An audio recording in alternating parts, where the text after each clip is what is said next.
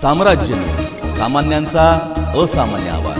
अकलूज येथील उपजिल्हा रुग्णालयाशी संलग्न शासकीय ICTC केंद्राने 16 ऑगस्ट 2024 रोजी 7 महिन्यांची गर्भवती असलेल्या पीडितेला HIV पॉझिटिव्ह असल्याचा खोटा व बेजबाबदार अहवाल दिला। या चुकीमुळे तिचा पती आणि सासरकडील मंडळींनी तिच्या चारित्र्यावर संशय घेत तिला घराबाहेर काढले, त्यामुळे तिचा संसार उद्ध्वस्त झाला। त्या अहवालावर ICTCचे डॉक्टर JS नेरे यांची स्वाक्षरी असून त्यानंतर तिला पंढरपूर ART सेंटर येथे पाठवून अनावश्यक अँटी रिट्रोव्हायरल थेरपी सुरू करण्यात आली। पीडितेने विविध शासकीय केंद्रांमध्ये तपासणी केली असता सर्व अहवाल HIV निगेटिव्ह आले। 14 जानेवारी 2026 रोजी SDH इंदापूर, 19 जानेवारी 2026 रोजी SDH पंढरपूर, 21 जानेवारी 2026 रोजी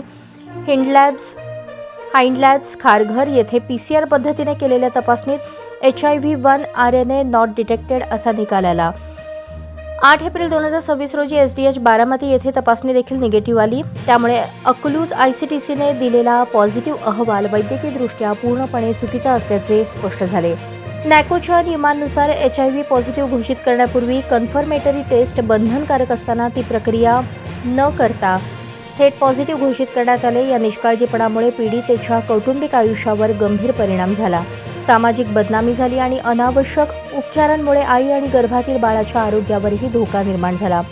या प्रकरणात अकलूज ICTCचे डॉक्टर JS नेरे व संबंधित कर्मचाऱ्यांवर फौजदारी गुन्हा दाखल करावा, तसेच सोलापूर जिल्ह्यातील ICTC केंद्राची स्वतंत्र चौकशी व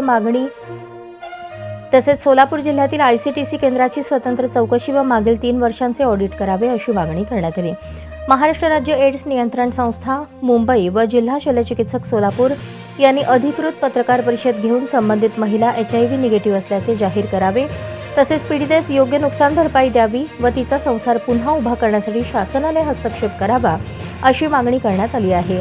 अन्यथा 1 मे 2026 रोजी पीडिता तिच्या बाळासह मुख्यमंत्री कार्यालयासमोर आत्मदहन करणार असल्याची माहिती ॲडव्होकेट योगेश पवार, पीडिता सुजाता विजय नलावडे यांनी पत्रकार परिषदेत दिली। मी सुजाता विजय नलावडे बोलते। सरकारी हॉस्पिटलला मी गेले, तिथं मला HIV आहे म्हणून सांगितलं, मी पॉझिटिव्ह आहे, HIV पॉझिटिव्ह आहे म्हणून तुम्ही तातडीने पंढरपूरला जावा, ते गोळ्या चालू करा म्हणजे तुम्ही बरं व्हाल आणि असं बोलले मला।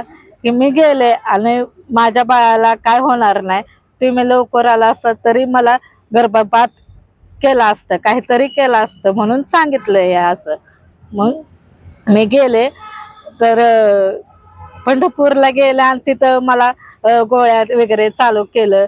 ते 1.5 वर्ष झालं मी गोळ्या खाते आणि 1.5 वर्ष झालं बाळाला 6 महिने झाल्यावर माझे सासरे आले की न्यायला, चल तू आमच्याकडे चल आता घरी आपल्या, म्हणून मी गेली। तिथं गोळ्याचं काय प्रकरण सांगितलं नव्हतं, तिथं 3-3 महिन्याचे गोळे देत होते मला, हे कशाचे आहेत म्हणून सांगितलं तरी मी टाळाटाळा केले त्यांना, की सांगितलं नाही की काय सुद्धा मी अशा गोळ्या आहेत ती, म्हणून मी घाबरून काहीच बोलले नाहीत, कारण की माझं संसार उद्ध्वस्त होईल म्हणून मी काय त्यांना सांगितलंच नाही।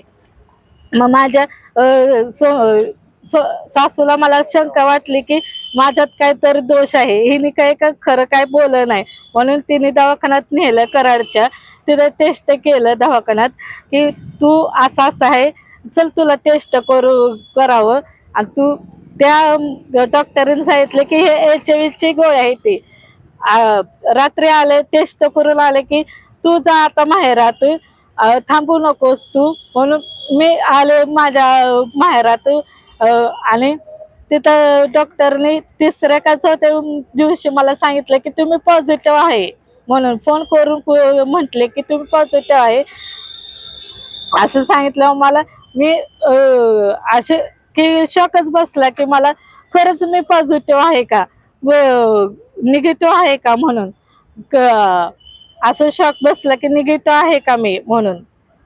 परत मला एवढं धक्कादायक बसले की खरंच की पॉझिटिव्ह निगेटिव्ह कसं काय होऊ शकतो असं, म्हणून टेन्शन आलं की पहिल्यांदा गेली ती पॉझिटिव्ह आल्यामुळे टेन्शन घेतलं मी जरा की बाबा हे व्हायला लागले मला, असं त्रास व्हायला लागलं मला शारीरिक। एचआयव्हीच्या गोळ्या किती महिने घेतो? गोळ्या किती महिने घेतो? 1.5 वर्षानं HIV गोळ्या घेतल्या मी. 1.5 वर्ष झालं ती की माझ्या बाळाला सुद्धा 6-6 महिन्याचे ट्रीटमेंट चालू होते. त्याला औषध गोळे देत होते की माझ्या बाळाला काय होतं असं.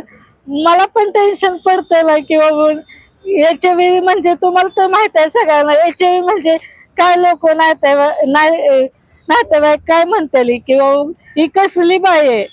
लाज वाटत होतं की मला की फिरायला सुद्धा मला नको वाटायचं की मी घरात एकटीच विचार करत बसायचे की मला काही झालं काय नाही.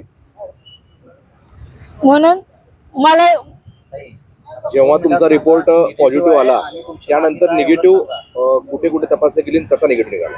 5 ठिकाणी मी तपासणी केली की पॉझिटिव्ह करायला पॉझिटिव्ह निगेटिव्ह आलं म्हणून की मी गेले निगेटिव्ह हाय का खरं माझं चेक केली. मी 5 जणांना निगेटिव्हला केले. 5 जण. काय तुमची मागणी आता?